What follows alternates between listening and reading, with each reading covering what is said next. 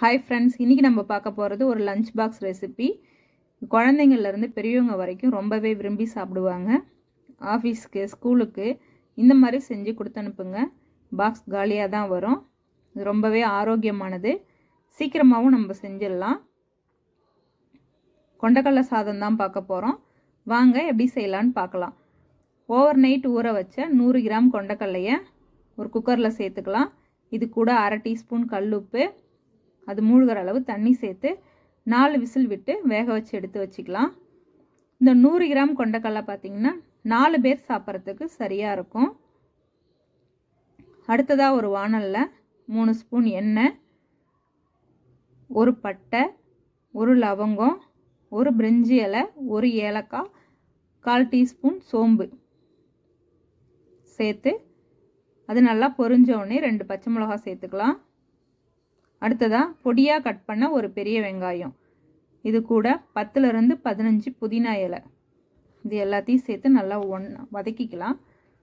வெங்காயம் நல்லா வதங்கி வரணும். வெங்காயம் நல்லா வதங்கினோடனே 1 ஸ்பூன் இஞ்சி பூண்டு பேஸ்ட்டு, இஞ்சி பூண்டோட பச்சை வாசனை போகிற அளவுக்கு வதக்கிட்டு கட் பண்ண ஒரு தக்காளி, அரைச்ச ஒரு தக்காளி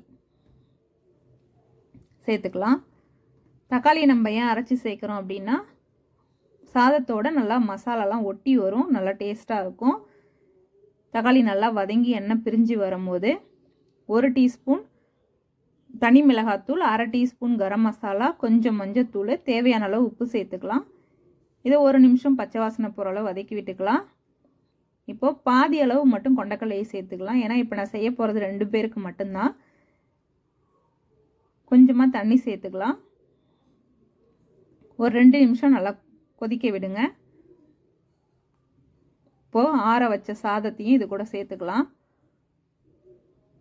சாதத்தை நல்லா பொலபொலப்பாக வடிச்சுக்கோங்க. 1 டீஸ்பூன் நெய் சேர்த்துக்கலாம்.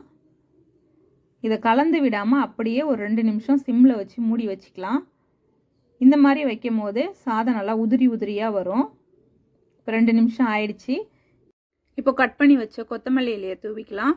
அடுப்பை நல்லா ஹை ஃப்ளேமில் வச்சு கைவிடாமல் நல்லா கிண்டி விடுங்க. இந்த ஸ்டேஜில் உப்பும் சரி பார்த்துக்கோங்க. ரொம்பவே சூப்பராக ரெடி ஆயிடுச்சு.